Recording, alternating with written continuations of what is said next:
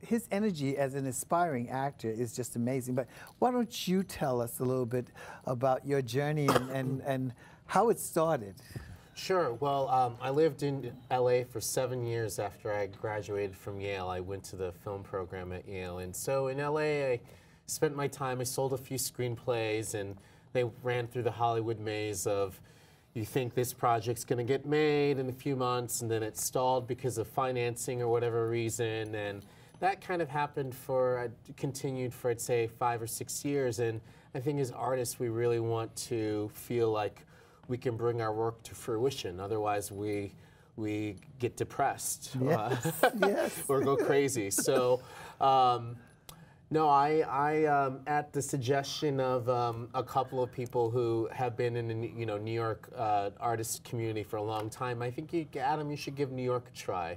I think you'd be a lot happier here. So I packed a big suitcase last March, and I moved to Brooklyn in June. I'm renting a room from a friend who's a playwright for just a few $100s, and I just kind of reinvented myself. I started ever since September. I became an actor, and so I continued other things, the writing and the producing, but it's really the acting and the modeling that's been paying the bills for the last 6 months, and so. Just go from one gig to the next, and it's really been a real transformation. I think acting's something I've wanted to do for a really long time, and even had a foot in it at Yale. And in LA, I enrolled in classes at the Groundling School because ultimately I'm really interested in doing comedic work. Oh, really? Yeah. But no, really it was. When I came to New York, just facing, for one, fear, because I think fear is a huge obstacle, not just for human beings, but for artists that we have to remove. And I really, I feel like I found my voice in New York City. And once you find your voice, I think it makes you that much hireable, because that's what you're hired for, whether you're Picasso or Tina Turner or Stanley Kubrick. As artists, we're hired for our voice. Yes, yes. It's encompassing to know that to be able to pack your bags and pick up, and you're not 16 or 17, and you've kind of established yourself someplace else, and you make this big journey, this big decision. And I'm sure, Alina, you did the same thing in your journey to being where you are. The funny thing about it is, Adam, is that here you were Yale trained, and I mean, you go to Yale, and even though you were in film school, you could probably have gone to the arts community or been an entertainment lawyer or someone else along that business, and here you chose to start at the bottom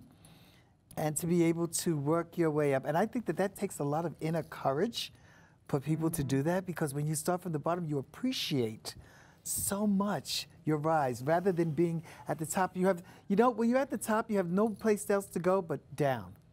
So, and your journey is to try to stay there. So the fact of you building yourself up and believing in yourself is amazing. Now, I do want to say in your behalf, you have been working consistently, and hopefully, just I think a couple of months ago, when I reached out to you again, you were down in, was it North Carolina or Tennessee? Where was it? I was in Nashville. Nashville, yeah. Tennessee, yeah. And you were actually working on a production of something that you had a kind of a stake in, am I right? So I had 2 roles on that film. It's called Novitiate, and it's a period drama about nuns kind of adjusting to the changes made after Vatican II. And it's starring Melissa Leo and Diana Agron, and I was Melissa Leo's assistant on set, and I also shot the behind-the-scenes featurette. Yes, I saw some of the pictures. And that's kind of like leading into, and let's talk about your foster mother, who's kind of become your foster mother, Melissa Leo. Tell us a little bit about Melissa Leo and what she, as a fellow actor, what she has appeared in. And I'm sure she's an Oscar winner, am I right? Oscar, Emmy winner. Yeah, just hasn't won a Tony yet. Oh, okay. I'm sure that will happen. Oh, I'm sure. Yeah. Tell me a little bit about Melissa. Yeah, and how she kind of like put out her wing and took you into her. Yeah, 10 years ago, I wrote her a cold letter when I was at Yale. I saw the small role she played in 21 Grams as Benicio del Toro's wife, and I was amazed and taken in by just the authenticity and grittiness of her work, and I was like, who is this actress? She's like Meryl Streep, but like indie. And so to this day, she's listed in the phone book. So I wrote her a cold letter and asked if she, very naively, well, I've always been an ambitious kid, so I wrote her a letter and asked if she would be in my film, and she responded. And her manager at the time called me and then put me in touch with her, and she said, yeah, I'll do it. So I shot her in 2 days. We shot the movie in Long Island. It was called Midnight Sun. And Tom Stern, who was Clint Eastwood's cinematographer, he also shot it. But just out of that collaboration, we just kind of gravitated towards each other. And then, you know, became very close. And then a year later, she called me and said, I just shot this movie, Frozen River, that I think is going to change things for me. So I need to live in LA. And so she rented a house from Loretta Devine. She said, I'm looking for a roommate. Would you like to be my roommate? And I said, well, I don't know how. I don't have a job in LA. I hadn't really made a plan for being in LA. And she said, that's okay. I'm your mom now. Because also there's a little side story. I had, you know, for my own, I've been on a couple of journeys in my life. One has been just my own evolution or coming to terms with my own sexuality. Because when I was 13, my parents put me in conversion therapy.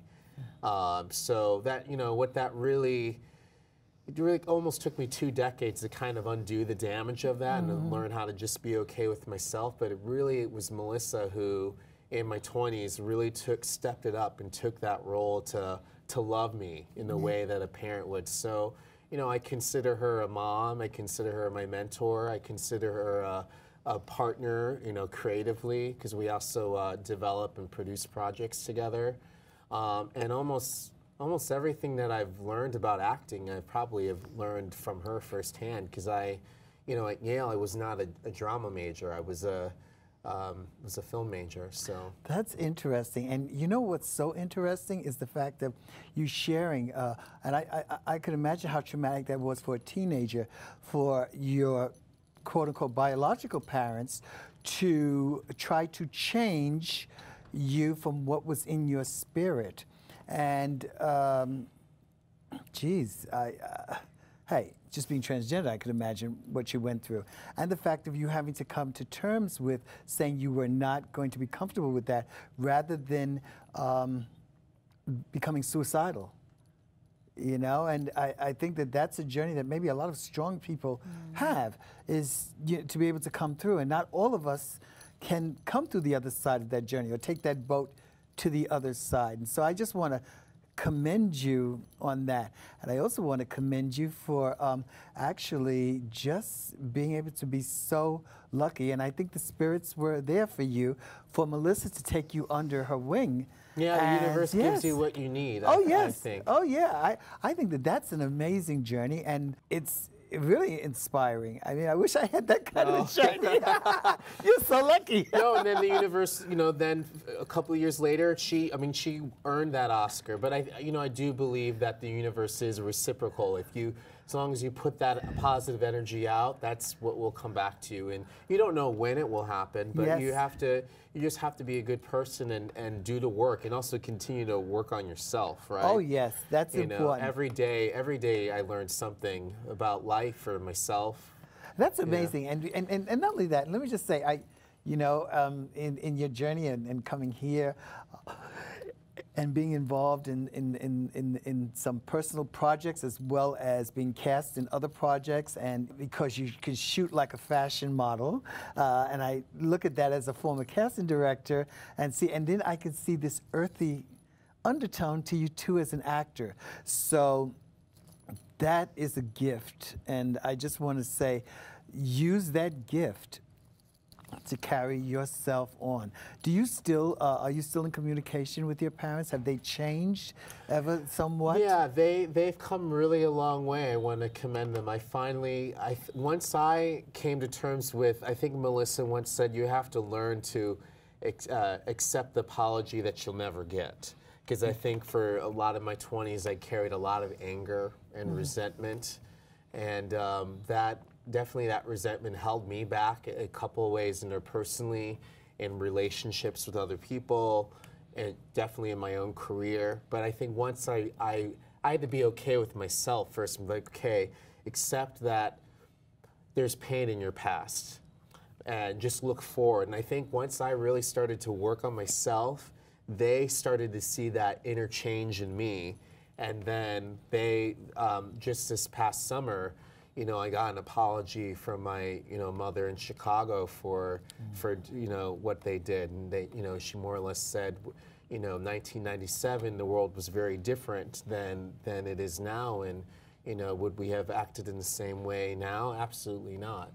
So that, I mean, that kind of blew my mind, because I was never, I just never thought that we would reach that level of understanding. So, you know, are there any child-parent relationship can be fraught with difficulty, right? So we're continuing to make progress, you know, and I think also their acceptance of me as an artist has really changed, because that was something when I originally was wanting to be an actor when I was a teen. That's originally why I wanted to go to Yale, was to go to the drama school, and they weren't on board for that. But they see that, you know, I think New York City is the hardest place to be a working artist, and they saw that right away. Started booking acting work, so I think they're like, oh, okay, well maybe there is some truth to that, right? There is some truth to that, you know. But I had to earn it. I had to do the work. So I'm still doing the work every day. So that's the journey of an artist. You know, you never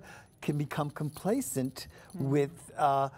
Because when you book one thing, you've always got to look for the next thing. And there are times when, in this business, sometimes it's like 80, 90% rejection. But then comes that one big piece which makes us feel so great. And I just want to say that that's an amazing pilot journey. Too. I can't tell you. You can tell me before time. Can't tell you what it is, but yeah, be on the lookout.